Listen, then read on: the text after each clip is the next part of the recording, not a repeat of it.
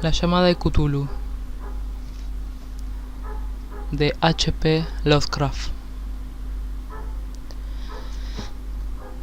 Es concebible que tales potencias o seres hayan sobrevivido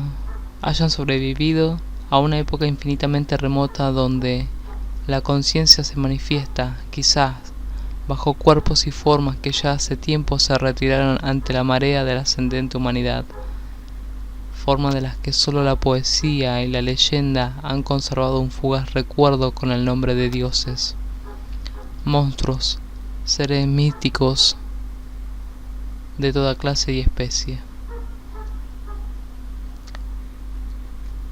Algernon Blackwood. Capítulo 1. El bajorrelieve de arcilla. No hay en el mundo fortuna mayor, creo, que la incapacidad de la mente humana para relacionar entre sí todo lo que hay en ella. Vivimos en una isla de plácida ignorancia, rodeados por los negros mares de lo infinito, y no es nuestro destino emprender largos viajes.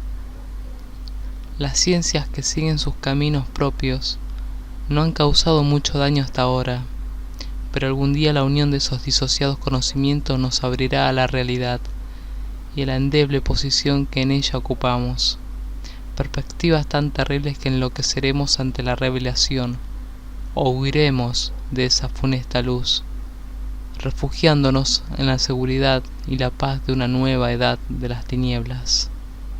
Algunos teósofos han sospechado la majestuosa grandeza del ciclo cósmico del que nuestro mundo y nuestra raza no son más que fugaces incidentes. Han señalado extrañas supervivencias en términos que nos helarían la sangre si no estuviesen disfrazados por un blando optimismo. Pero no son ellos los que me han dado la fugaz visión de esos dones prohibidos, que me estremecen cuando pienso en ellos y me enloquecen cuando sueño con ellos. Esa visión, como toda temible visión de la verdad, surgió de una unión casual de elementos diversos. En este caso, el artículo de un viejo periódico y las notas de un profesor ya fallecido. Espero que ningún otro logre llevar a cabo esa unión. Yo, por cierto, si vivo, no añadiré voluntariamente un solo eslabón a tan espantosa cadena. Creo que por otra parte, que el profesor había decidido también no revelar lo que sabía, y que si no hubiese muerto repentinamente, habría destruido sus notas.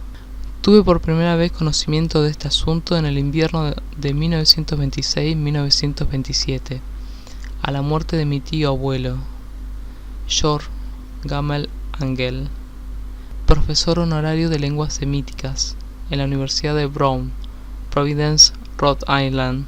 El profesor Angell era una autoridad vastamente conocida en materia de antiguas inscripciones, y a él habían recurrido con frecuencia los conservadores de los más importantes museos. Muchos deben, por lo tanto, recordar su desaparición, acaecida a la edad de 92 años. Las oscuras razones de su muerte aumentaron aún más el interés local. El profesor había muerto mientras volvía del barco de Newport y, según afirman los testigos, luego de recibir el empellón de un marinero negro.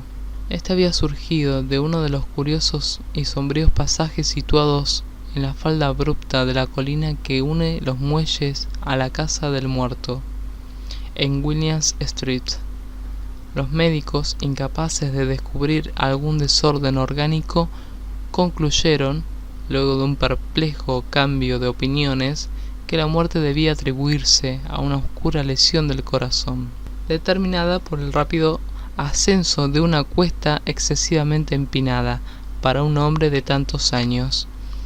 En ese entonces no vi ningún motivo para disentir de ese diagnóstico, pero hoy tengo mis dudas, y algo más que dudas. Como heredero y albacea de mi tío abuelo, viudo y sin hijos, era de esperar que yo examinara sus papeles con cierta atención. Trasladé con ese propósito todos sus archivos y cajas a mi casa, de Boston. El material ordenado por mí será publicado en su mayor parte por la Sociedad Americana de Arqueología.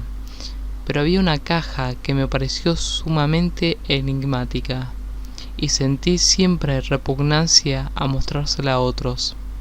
Estaba cerrada, y no encontré la llave hasta que se me ocurrió examinar el llavero que el profesor llevaba siempre consigo. Logré abrirla entonces, pero me encontré con otro obstáculo mayor, y aún más impenetrable. ¿Qué significado podían tener ese curioso bajorrelieve de arcilla y esas notas, fragmentos y recortes de viejos periódicos?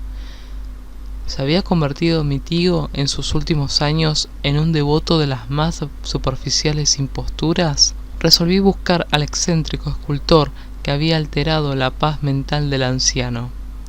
El bajorrelieve era un rectángulo tosco de 2 centímetros de espesor y de unos 30 o 40 centímetros cuadrados de superficie, indudablemente de origen moderno. Los dibujos, sin embargo, no eran nada modernos, ni por su atmósfera, ni por su sugestión, pues aunque las rarezas del cubismo y el futurismo eran numerosas y extravagantes, no suelen reproducir esa críptica regularidad de la escritura prehistórica, y la mayor parte de los dibujos parecían ser ciertamente alguna especie de escritura. A pesar de mi familiaridad con los papeles y colecciones de mi tío, no logré identificarla, ni sospechar siquiera alguna remota relación. Sobre estos supuestos jeroglíficos había una figura de carácter evidentemente representativo, aunque la ejecución impresionista impedía comprender su naturaleza. Parecía una especie de monstruo, o el símbolo de un monstruo, o una forma que sólo una fantasía enfermiza hubiese podido concebir. Si digo que en mi imaginación algo extravagante se presentó a la vez un pulpo, un dragón y la caricatura de un ser humano, no traicionaré el espíritu del dibujo. Sobre un cuerpo escamoso y grotesco previsto de alas rudimentarias se alzaba una cabeza pulposa y coronada de tentáculos, pero era el contorno general lo que la hacía más particularmente horrible. Detrás de la figura se esbozaba una arquitectura ciclópea. Las notas que acompañaban a ese curioso objeto, además de unos recortes de periódico, habían sido escritas por el profesor mismo, y no tenían pretensiones literarias. El documento, en apariencia más importante, estaba encabezado por las palabras "El culto de Cthulhu", escritas cuidadosamente en caracteres de imprenta para evitar todo error en la lectura de un nombre tan desconocido. El manuscrito se dividía en 2 secciones. La primera tenía el siguiente título: 1925, sueño y obra onírica de H. A. Wilcox, Thomas Street, 7, Providence, Rhode Island. Y la segunda, informe del inspector John R. Legras, Bienville Street, 121, Nueva Orleans, a la Sociedad Americana de Arqueología, 1928. Notas del mismo y del profesor Webb. Las otras notas manuscritas eran todas muy breves. Relatos de sueños curiosos de diferentes personas o citas de libros y revistas teosóficos, principalmente la Atlántida y la Lemuria perdida de W. Scott Elliot, y el resto comentarios acerca de la supervivencia de las sociedades y cultos secretos, con referencias a pasajes y tratados mitológicos y antropológicos como La rama dorada de Fraser y el culto de las brujas en Europa occidental de la señora Murray. Los recortes de periódicos aludían principalmente a casos de enajenación mental y a crisis de demencia colectiva en la primavera de 1925. La primera parte del manuscrito principal relataba una historia muy curiosa. Parece que el 1 de marzo de 1925, un joven delgado, moreno, de aspecto neurótico y presa de una gran excitación, había visitado al profesor Angell con el singular bajorrelieve de arcilla, entonces todavía fresco y húmedo. En su tarjeta se leía el nombre de Henry Anthony Wilcox, y mi tío había reconocido en él al hijo menor de una excelente familia, con la que estaba ligeramente relacionado. Wilcox, que desde hacía un tiempo estudiaba dibujo en la Escuela de Bellas Artes de Rhode Island y que vivía en el Hotel Fleur de Lis, muy cerca de esta institución, era un joven precoz de genio indudable, pero muy excéntrico. Desde su infancia había llamado la atención por las historias y sueños extraños que se complacía en relatar. Se denominaba a sí mismo físicamente hipersensitivo, pero la gente seria de la vieja ciudad comercial lo consideraba simplemente raro. No había frecuentado nunca a los de su clase y poco a poco había ido retirándose de toda actividad social. Actualmente solo era conocido por algunos estetas de otras ciudades. La Asociación Artística de Providence, deseosa de preservar su conservadurismo, lo había desahuciado. En aquella visita, decía el manuscrito, el escultor había pedido bruscamente la ayuda de los conocimientos arqueológicos de su huésped para identificar los jeroglíficos. El joven hablaba de un modo pomposo y descuidado que impedía simpatizar con él. Mi tío le respondió con sequedad, pues la evidente edad de la tablilla excluía toda posible relación con las ciencias arqueológicas. La réplica del joven Wilcox, que impresionó bastante a mi tío como para que reprodujera la palabra por palabra, tuvo ese énfasis poético que caracterizaba sin duda su conversación habitual. «Es nueva, es cierto», le dijo, «pues la hice anoche mientras soñaba con extrañas ciudades, y los sueños son más viejos que la calibosa Tiro, la contemplativa Esfinge o Babilonia, guarnecida de jardines». Y comenzó a narrar una historia desordenada que, de pronto, despertó en mi tío un recuerdo. El anciano se mostró febrilmente interesado. La noche anterior había un leve temblor de tierra, el más violento de los que habían sacudido a Nueva Inglaterra en esos años últimos, que había afectado terriblemente la imaginación de Wilcox. Ya en cama, y por primera vez en su vida, había visto en sueños unas ciudades cíclopeas de enormes bloques de piedra y gigantescos siniestros monolitos de un horror latente, que exudaban un limo verdoso. Muros y pilares estaban cubiertos de jeroglíficos, y de las profundidades de la tierra, de algún punto indeterminado, venía una voz que no era una voz, sino más bien una sensación confusa que sólo la fantasía podía producir en sonidos, y que trató de expresar por medio de esta unión de letras casi impronunciables. Cthulhu Ftang. Esta mezcla de letras fue la clave del recuerdo que excitó y perturbó al profesor Angell. Interrogó al escultor con una minuciosidad científica y estudió con intensidad casi frenética el bajorrelieve que el joven había estado esculpiendo en sueños. Vestido solo con su ropa de dormir y temblando de frío, mi tío achacó a su avanzada edad, dijo Wilcox más tarde. El no reconocer con rapidez los jeroglíficos y el dibujo. Muchas de sus preguntas le parecieron un poco fuera de lugar a su visitante, especialmente aquellas que trataban de relacionar a este último con sociedades y cultos extraños. Y Wilcox no pudo entender por qué mi tío le prometió repetidamente guardar silencio si admitía ser miembro de una de las tan numerosas sectas paganas o místicas.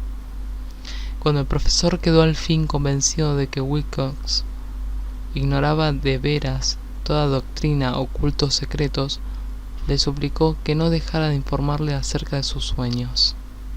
Esta petición dio sus frutos, pues a partir de esa primera entrevista el manuscrito menciona las visitas diarias del joven y la descripción de sorprendentes visiones nocturnas cuyo tema principal era siempre unas construcciones cíclopes de piedra húmedas y oscuras, y una voz o inteligencia subterránea que gritaba una y otra vez en enigmáticos y sensibles impactos. Algo indescriptible. Los dos sonidos que se repetían con más frecuencia eran los representados por las palabras Cthulhu y Erlie.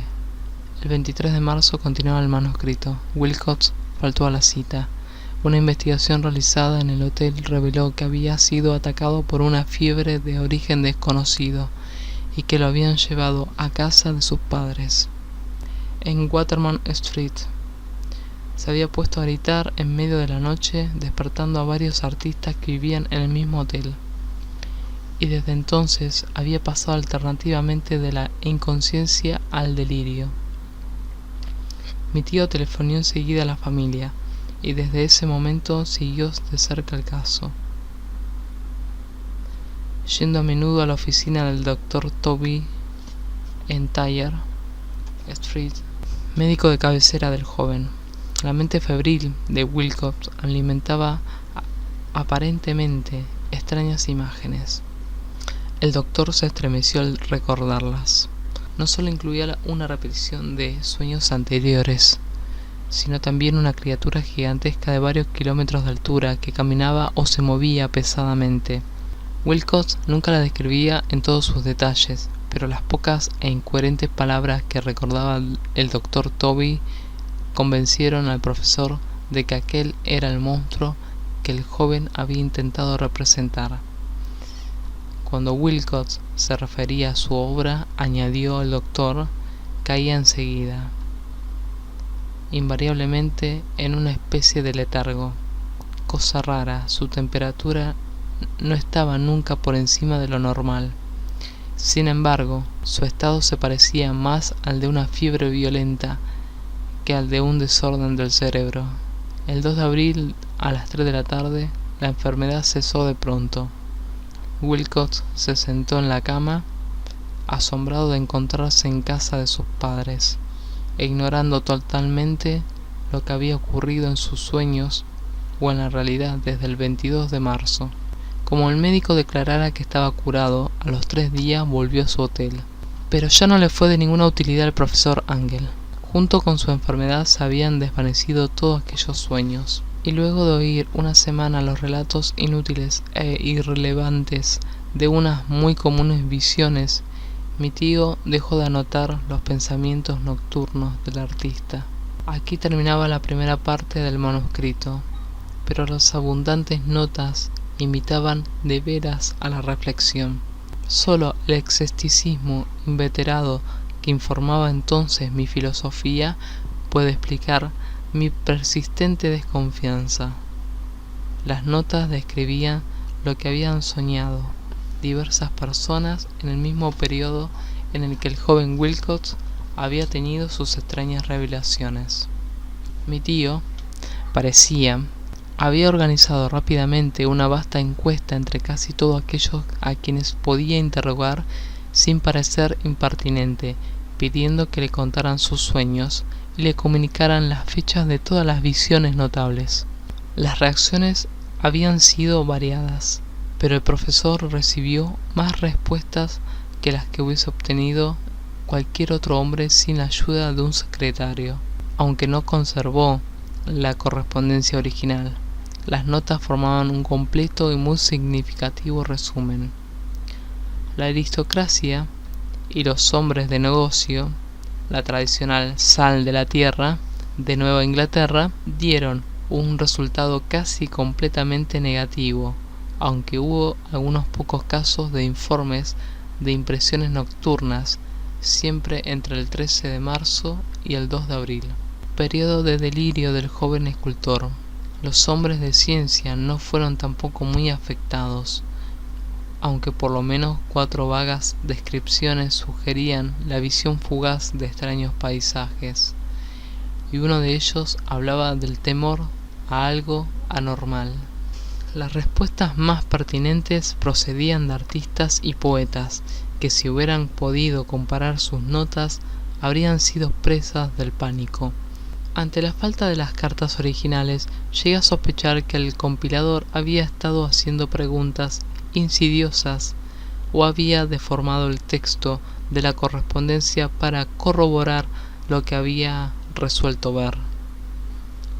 Por eso persistí en la creencia de que Wilcox, conociendo de algún modo los viejos documentos reunidos por mi tío, había estado engañándolo. Estas respuestas de los artistas narraban una perturbadora historia. Entre el 28 de febrero y el 2 de abril, gran parte de ellos había tenido sueños muy curiosos que habían alcanzado su máxima intensidad en el tiempo del delirio del escultor. Una cuarta parte hablaba de escenas y sonidos semejantes a los descritos por Wilcox, y algunos confesaban su terror ante una criatura gigantesca y sin nombre.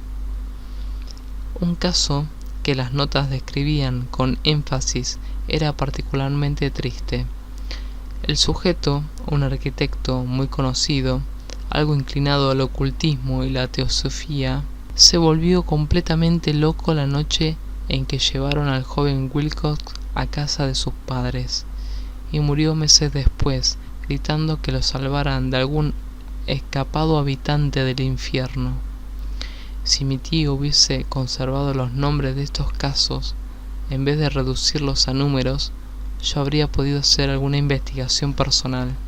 Pero, tal como estaban las cosas, solo pude encontrar unos pocos. Todos, sin embargo, confirmaron las notas.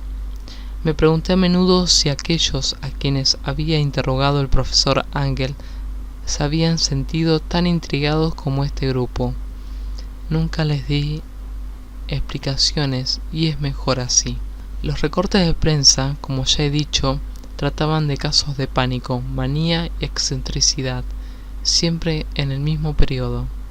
El profesor Angell debió haber empleado una agencia de recortes, pues el número de estos extractos era prodigioso, y además procedían de todos los rincones del mundo. Uno describía un suicidio nocturno en Londres. Un hombre había saltado por una ventana luego de lanzar un grito horrible. Una confusa carta al editor de un periódico sudamericano, un fanático anunciaba, apoyándose en sus visiones, un futuro siniestro.